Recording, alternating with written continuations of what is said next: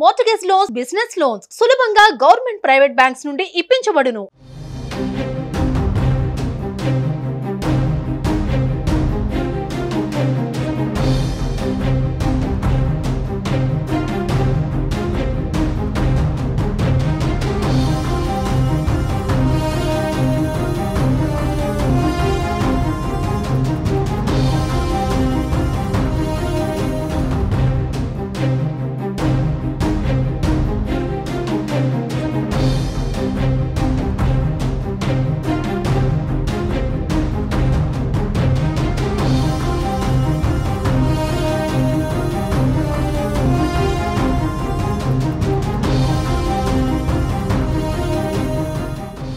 ఏపీలో అధికారంలోకి వచ్చిన కూటమి ప్రభుత్వం పలు కీలక నిర్ణయాలు తీసుకుంటుంది. అధికారంలోకి వచ్చిన తర్వాత యువతకు ఉపాధి మార్గాలు చూపిస్తామని హామీ ఇచ్చింది. ఈ క్రమంలోనే మరో కీలక నిర్ణయం తీసుకున్నట్టుగా తెలుస్తోంది. పారిశ్రామికవేత్తలుగా రాణించాలనుకునే వారికి చంద్రబాబు ప్రభుత్వం గుడ్ న్యూస్ చెప్పింది. బీసీ, ఈబీసీ, కాపు యువత కోసం ఎంటర్‌ప్రెన్యూర్ డెవలప్మెంట్ ప్రోగ్రామ్ను ప్రభుత్వం తీసుకురానున్నట్టుగా సమాచారం.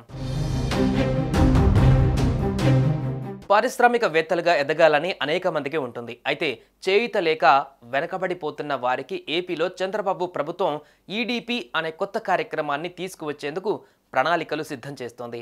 బీసీ, ఆర్థికంగా వెనకబడిన తరగతులు, కాపు యువతను ఔత్సాహిక పారిశ్రామికవేత్తలుగా తీర్చిదిద్దేందుకు హైదరాబాద్లోని జాతీయ సూక్ష్మ, చిన్న, మధ్య తరహా పరిశ్రమల సంస్థ NIMSMEతో ఒప్పందం కుదుర్చుకోనుంది.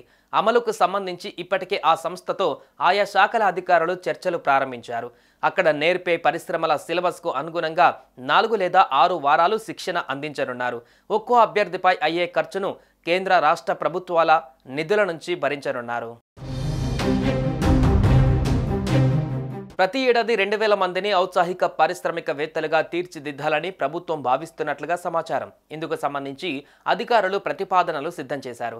ఇందులో 1000 మంది బీసీలు, ఆర్థికంగా వెనకబడిన తరగతులకు చెందిన 500 మంది, కాపు సామాజిక వర్గం నుంచి 500 మంది ఉంటారు. ఆయా వర్గాల నుంచి బ్యాచ్కు 30 మంది చొప్పున ఎంపిక చేసే శిక్షణ ఇస్తారు.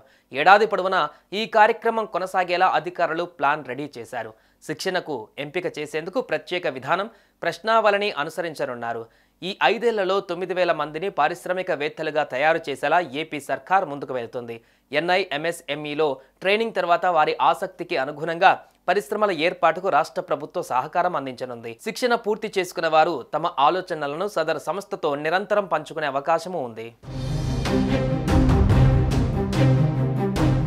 సుమన్ టీవీలో మీ పర్సనల్ అండ్ బిజినెస్ ప్రమోషన్స్ కోసం కింది నెంబర్కి కాంటాక్ట్ చేయండి.